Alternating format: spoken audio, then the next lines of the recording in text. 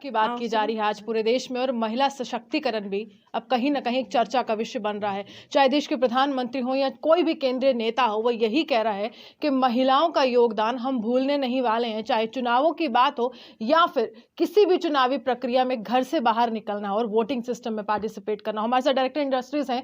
लगातार प्रधानमंत्री हर एक मंच पर ये कहते रहे कि भारत आत्मनिर्भर बन रहा है, लेकिन इस क्षेत्र में जहां पर इंडस्ट्रीज आती हैं और वुमेन एंटरप्रेन्योरशिप की बात की जा रही है, वहां पर आत्मनिर्भरता किस तरह से सामने और जम्मू कश्मीर में कैसे सामने है, इनसे बात करेंगे।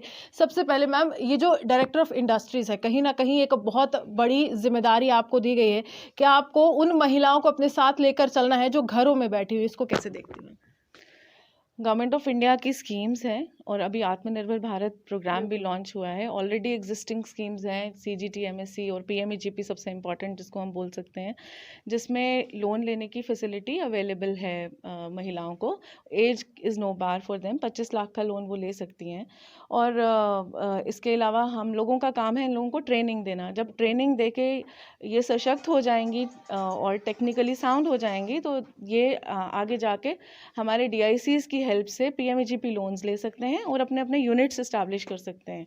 इसके अलावा मैं आपको बताऊं कि जो अभी स्कीम गवर्नमेंट ऑफ इंडिया की अनाउंस हुई है, जिसकी अभी नोटिफिकेशन आनी है, उसमें बहुत सारे बेनिफिट्स हैं महिलाओं को भी और सभी यूनिट्स जो नए आएंगे उनको भी और पुरानों को भी हैं। उसमें नए यूनिट्स को ये है कि जितनी वो प्लांट एंड मशीनरी, जितनी मशीनरी वो इंस्टॉल करेंगी, अगर वो industrialised areas, already industrialised areas है, वहाँ पे करेंगी तो उनको 30% सब्सिडी मिलेगी उन मशीन्स के ऊपर।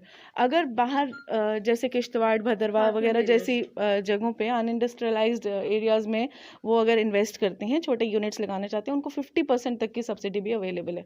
उसके अलावा जो प्रोडक्ट्स वो बेचेंगे उसके ऊपर जीएसटी लिंक्ड इंसेंटिव्स भी हैं, इंटरेस्ट सब्सिडी भी है।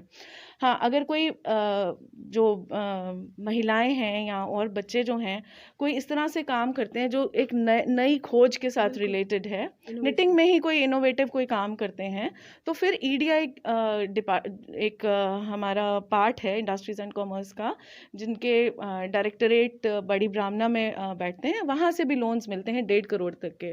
तो मेरी सब रिक्वेस्ट यही है कि गवर्नमेंट की स्कीम्स को पढ़ के, हम अवेयरनेस प्रोग्राम्स हम कराते ही रहते हैं, उनका पूरा फ़ायदा उठाइए उनको समझ के और अच्छे अच्छे यूनिट्स खोलिए। छोटे सवाल करना चाहूँगी कि आप बहुत बड़ी पोजीशन पर, और ये जितने भी लोग हमारे आगे पीछे हैं कहीं ना कहीं आप पर भी निर्भर करते हैं, डिपार्टमेंट पर निर्भर करते हैं, लेकिन गवर्नमेंट की स्कीम्स उस दरवाजे तक नहीं पहुंचती है जिनके लिए वो बनाई गई होती हैं। प्रधानमंत्री लगातार कहते हैं कि फार फ्लंग एरियाज में ये स्कीम्स होनी चाहिए, लेकिन कुछ ऐसी अभी भी महिलाएं हैं जो कहते हैं कि लोन लेने में काफ़ी ज़्यादा दिक्कत हो रही है। उनको क्या कहना चाहिए? किस तरह से विभाग आ गया है?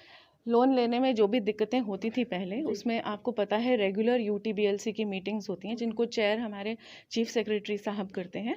उसमें उन्होंने स्ट्रिक्ट इंस्ट्रक्शंस दे दी हैं बैंक को। और इस बारी अगर मैं बड़ी खुशी की बात है कि बैंक्स ने बहुत इम्प्रूवमेंट करी है। जो पहले एक लैग आता था कि डिसबर्समेंट और सैंक्शन केस में बहुत डिफरेंस होता था, अब वो डिफरेंस बहुत ही स्क्वीज डाउन हो गया है।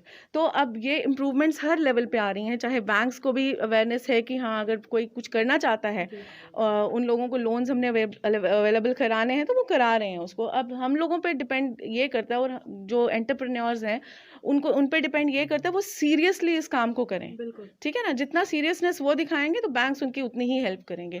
बैंक्स के अलावा अगर किसी को कोई इशू आ रहा है, किसी के कोई ऐसे पेंडिंग केसेस हैं, तो हमारे डीआईसीज में वो अप्रोच करें और हम इनका इशूज टेकअप कराएंगे। वेबसाइट या ऑनलाइन पोर्टल आपके माध्यम से कोई खोला गया है जिसके माध्यम से लोग घरों में बैठकर आप तक अप्रोच कर सकें? बिल्कुल है, हमारी वेबसाइट है, ये भी नोट करा देंगे आपको हमारे ऑफिस के लोग।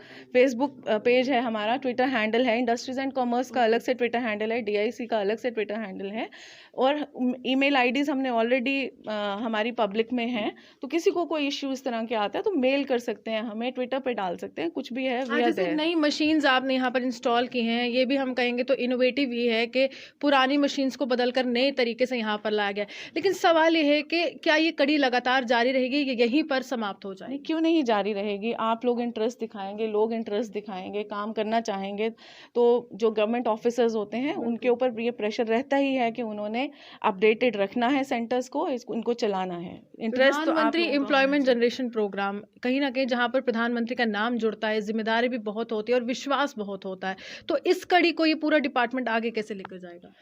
आपको मैं बताऊं, हमारे जो DICs हैं, they are the nodal agencies इस पूरे प्रोग्राम को रन करने के लिए। अभी परसों भी सांबा में इसको लेके एक प्रोग्राम हुआ है। रेगुलर प्रोग्राम्स होते हैं अवेयरनेस को लेके, हैंड होल्डिंग की जाती है बच्चों की, और जो भी एंटरप्रेन्योर्स हैं जो नया कुछ काम खोलना चाहते हैं, उन लोन्स दिलवाने में अप्लाई करने से लेकर एंड तक पूरा डिसबर्सल तक उनको हम हैंड होल्ड करते हैं। तो किसी को भी कोई इशू है वो अप्रोच कर सकता है। चलिए शुक्रिया। साफ तौर पर विभाग आपके लिए आगे आया है और आपको भी घरों से बाहर निकल कर आगे आना है, और कहीं ना कहीं महिला सशक्तिकरण की बात जैसे आदत देश में चल रही है वो चर्चा नहीं बनकर बल्कि उसको विश्वास बहाली बनाना है और कहना है वाकई जम्मू कश्मीर व भारत की महिलाएं सशक्तिकरण की ओर आगे बढ़ रही है। इसी के साथ जर्नलिस्ट अर्जुन के साथ मैं रूहानी आपसे।